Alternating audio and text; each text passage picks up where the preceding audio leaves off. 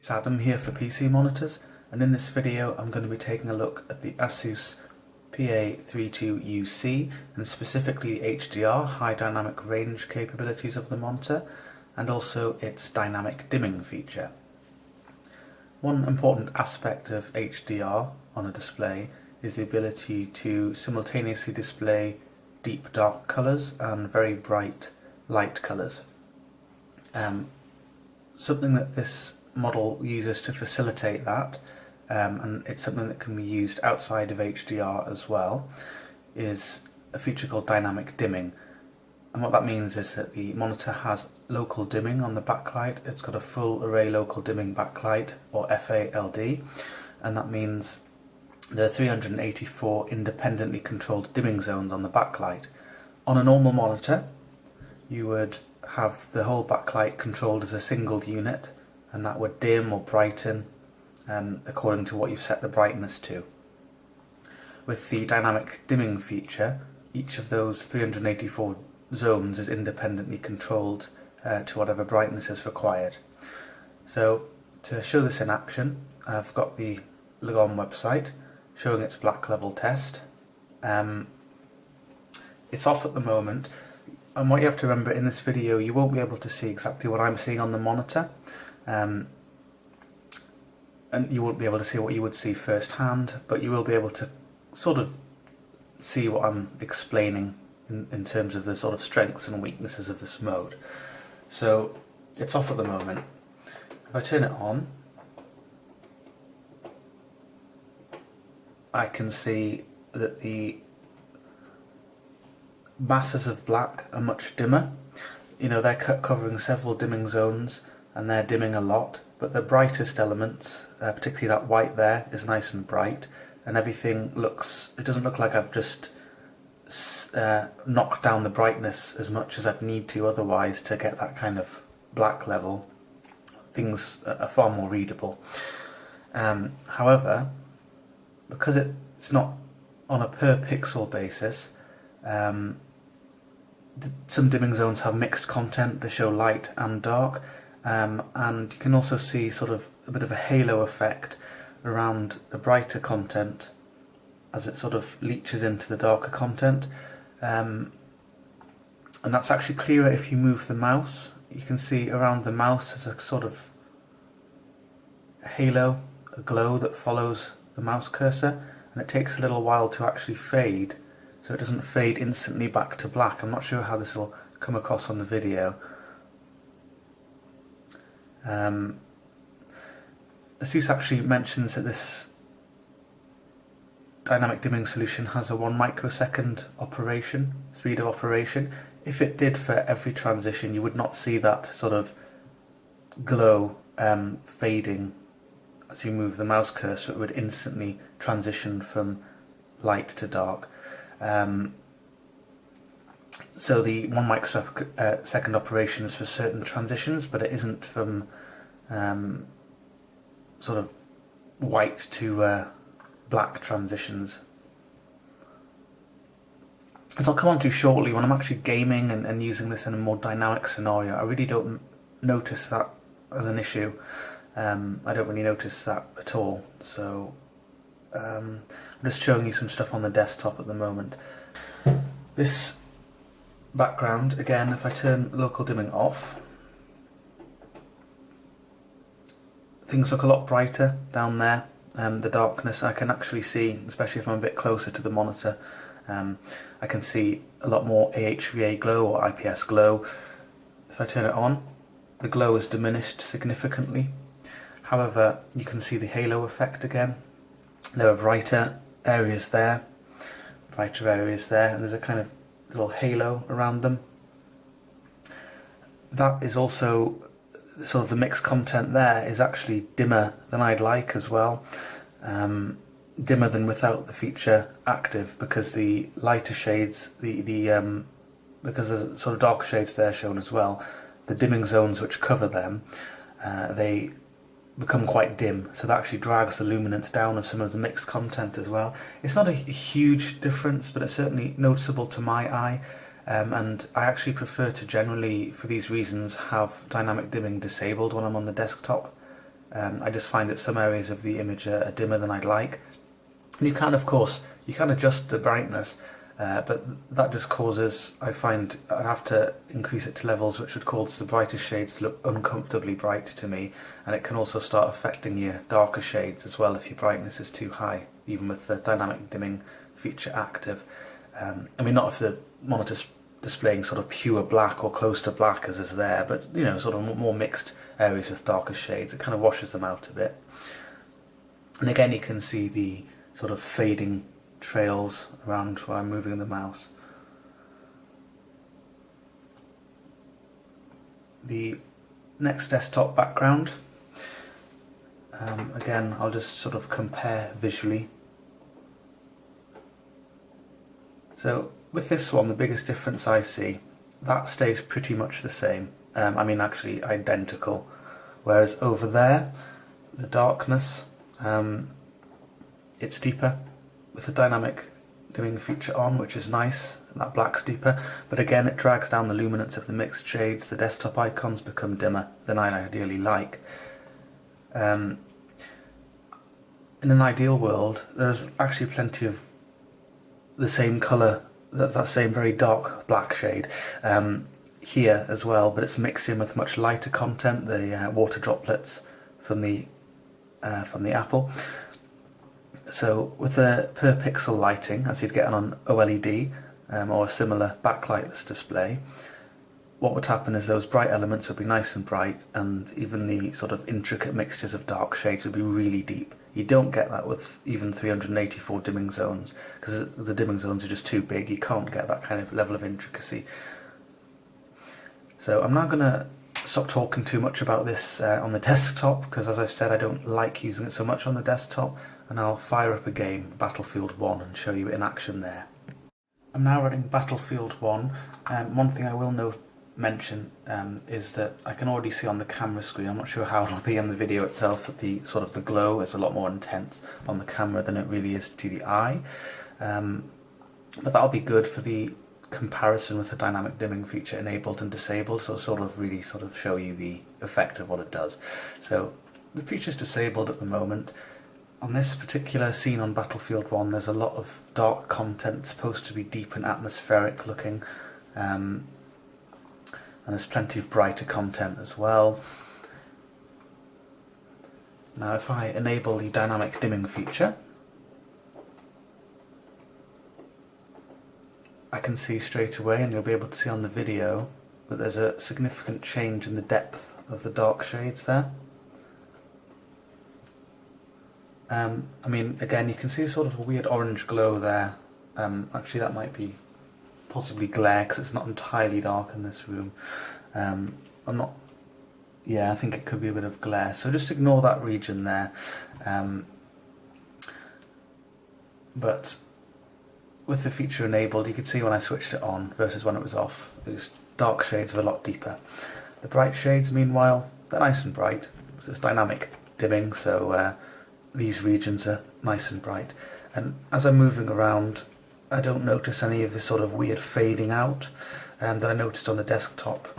Perhaps because it's not such extreme transitions, but also because it's just, you sort of playing the game, you just don't notice that kind of thing so much.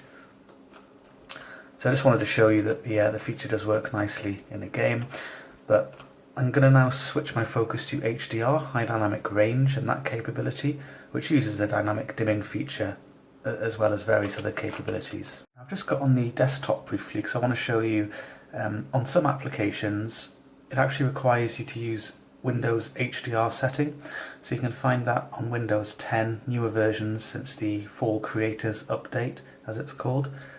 It's in Display Settings, if you right click the desktop, and then there's this little toggle here, it says HDR and Enhanced Colour. So for some applications you need to turn that on. Now you'll notice on the desktop, when it's on, everything just looks really muted and faded and weird. So if you notice it looking like that and you don't want it to, make sure that's actually switched off. With some applications, the new Call of Duty game, for example, that requires you to use, if you want to use HDR, you have to toggle it on in Windows first. The majority of applications, games at least, They have their own implementation, and it doesn't matter what you set in Windows, you can just enable it or disable it in the game itself. And I should mention, I'm going to be showing you Battlefield 1. Sorry, I should also mention movies. I was looking at a few HDR YouTube videos. I had to use Google Chrome on my computer, Firefox and Internet Explorer, Edge browser. I don't know if it depends on the version you're using, but I had to use Google Chrome to actually be able to watch HDR on YouTube, and you do also have to have it set with the HDR toggle in Windows as well. And there's certain other hardware requirements, I can't remember them off the top of my head. You need a relatively new processor, you can find them all online, but you do need certain boxes to be ticked to be able to use HDR on movies on a PC. And I'm going to be showing you Battlefield 1. I've used HDR on various game titles on this monitor. Some of the implementations are better than others, but I'm talking about the monitor itself here and its capabilities rather than HDR more broadly. And some games consoles are HDR ready or HDR capable as well. And in terms of the monitor's implementation, it'll be very much the same as what you see here. So if you're using it with an HDR compatible games console, it'll be very much similar to what I'm going to show you here. So this is again without any HDR active. Dynamic dimming is active. So there's a little toggle in the game to turn HDR on. It's HDR 10, it's the standard implementation for Windows PCs. And if you set that to auto, the monitor will know that it's detecting an HDR source and it'll automatically set into its HDR mode. Not to be confused with the awful HDR preset on the monitor, which I talk about elsewhere. So what you'll actually notice, or might notice, there's a sort of more extreme variation in brightness. There are actually two HDR modes, HDR 1 and HDR 2. And 2 is even more extreme, but I'll talk about HDR 1 first. So again, there's a lot of sort of weird glow highlighted on the video, which I can't really see to my eyes, but you'll just have to sort of take my word for it as I'm talking about things on the video. Basically, it keeps the darker areas relatively deep, but because the brightness is more extreme, something about HDR, the luminance of this display can actually get up to just over, I measured, 1000 candela per meter squared with HDR active, whereas without the technology active, the maximum luminance is close to 300 candela per meter squared, and that's only if you've got the brightness set to 100% as well. So basically there are some more extreme and impressive luminances. This lamp there looks very impressive to me firsthand, so does the moon there, it really stands out very nicely. Whereas the darker areas, they look nice and dark. And that's because the dynamic dimming feature again is keeping the luminance of the darker areas relatively deep. And with HDR, again, implementations vary, but many developers will try and get that stark contrast in the sort of atmospheric look. And I can still see the sort of the more subtle details. I'm not sure again how this will appear on the video, but the sort of slate textures there, I can see them as well. And actually the detail at the low end, if anything's better than with HDR active, in fact it is, that just looks more flooded. That's not specifically a hardware capability of the monitor, although it does help that dynamic dimming is active, but it's to do with the tone mapping accuracy. When HDR is active, you get 10-bit precision, which is an important part of HDR, and this monitor fully supports full native 10-bit as well per subpixel. Shades are more accurately mapped with HDR active, so that's nice. You'll probably notice as well though, glow again around there's dark content surrounding my compass there, you can see a glow around it. You can even see it in some places around the little crosshair in the middle there. And again, it's exaggerated a bit in the video, but I can definitely see it to my eye anyway. And for these reasons, I actually prefer turning the HUD off when I'm using HDR. So you don't get that glow there from the HUD elements, which is cool. But really, it's up to you whether it bothers you. And again, because the brightness is the sort of the whites in particular that they're trying to show in those regions, HDR really lifts them up so they're very bright. So that exaggerates the sort of halo effect as well. I'm going to show you HDR2 because that's a more extreme implementation. The maximum luminance goes up considerably, so now it's probably quite close to 1000 candela per meter squared for some of these. Yeah, I mean, they're really quite sort of scorchingly bright. Again, it won't really come across on the video, but that is really bright, very intense. Something that you'd never see without HDR active, whereas that is fairly deep. But I'll just show you between HDR1 and HDR2, because the luminances are increased in general. HDR1 remains more atmospheric, there's less AHVA glow, and there's less just sort of bleeding out of the light colours. So it's more atmospheric. I actually prefer HDR1, although I quite like the really impressive bright shades with HDR2. I just find that it upsets the detail in the dark areas too much, and it just makes them sort of look a bit faded, bleached. I don't like it so much. And even with HDR1, the sort of luminances, I'm perfectly happy. That's bright enough for my liking anyway. I don't like the lack of flexibility when HDR is active, so I can't change any of the splendid things. You can't select a blue light filter either. You can't change anything on the colour menu. That's because HDR controls that all for you, and that's partly intentional, but on some models you can at least adjust the brightness or the range of brightness, whereas on this model you just have to select HDR1 and HDR2, and I feel they're quite extreme differences. It would be nicer if there was some flexibility to pick something between those two, really. So I think I've rattled on about HDR and contrast quite enough. I'm going to now switch my attention to colour reproduction, which is another aspect of HDR. In terms of colour reproduction, this monitor pretty much covers the DCI P3 colour space, and that's the near-term target for HDR. The longer-term target is Rec 2020. Again, you're not going to be able to see this properly on the video. What you see will depend on the camera and also your own monitor, and that's why I'm not just going to show you a comparison with HDR off and on. It's sort of a waste of time, really. But I will at least talk about some of the differences. And the DCI P3 colour gamut is a lot broader, and actually the native colour gamut of this monitor, if you're just using it in its standard mode, is even wider than that. But it's a lot wider than sRGB.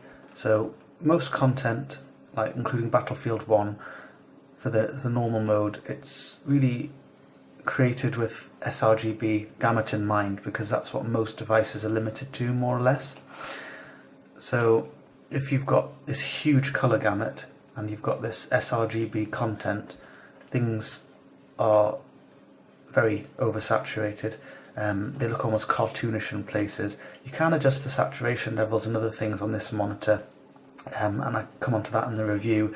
With HDR though, colours, the shades are more accurately mapped to the gamut, so they're sort of on the correct place in the gamut. They're not just sort of artificially stretched out so that they're closer to the edge of the gamut, and some of them are beyond sRGB when they shouldn't be, that kind of thing. So the saturation levels are more muted.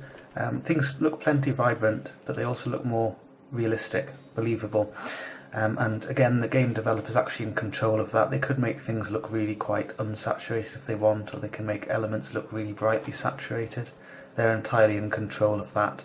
They've got a big gamut to work with, and they can do what they like within that gamut. So I mean, there's plenty of deep colours, but it just takes the edge off the green shades as well. Some of the more muted greens actually look appropriately muted. Some of the sort of reddish browns don't have the overwhelming red hue that you'd see with the without HDR active and using the full gamut of this monitor. And also areas of the sky look more sky-like and less sort of bright, cartoonish, overly saturated bright blue. So to sort of wrap up when it comes to HDR on this monitor, the monitor itself has really quite good hardware capabilities as far as PC monitors go. The 384 zone dynamic dimming of the backlight, it's not perfect, either inside or outside of HDR, and actually I kind of prefer it, not on the desktop, but just when I'm gaming. In some ways I prefer having HDR disabled and just with the dynamic dimming feature active, and the reason for that is that I find the fact that they've put HDR1 and HDR2 on this monitor, that it's just too extreme in their differences, and I also find that they tend to sort of highlight the black areas too much. The luminance is raised a bit too much in places. Really, for a full HDR experience, it's a lot better to have per pixel lighting. But I mean, this monitor does do a good job. It has given me sort of the best HDR experiences I've had on a normal LCD monitor, I'd say. And yeah, I mean, it's quite impressive, especially the really bright shades. They're really very eye-catching, and it's quite nice when you're gaming. But inside HDR as well, the halos that I've talked about are more extreme and more pronounced. But even without the HDR feature active, you can notice them. And with per pixel illumination, as you'll get in the future when hopefully OLED or QLED or anything else backlightless comes into fashion for monitors, that won't be an issue then. But for now, 384 dimming zones is about as good as you'll find of a monitor of this size at the moment. So yeah, it's pretty good. It's nice to have those dimming zones. The other aspect of HDR, colour reproduction. This monitor is very capable. It really offers excellent coverage of the DCI P3 colour space, so it can really show colours in the way that the developers intend when they're making that HDR content. So that's really good as well. I don't really have a lot more to say about HDR or dynamic dimming on this monitor. Just that I do like the feature, and I do think it gives a good, if not one of the best experiences I've experienced on an LCD monitor. But certainly it's not perfect at the same time.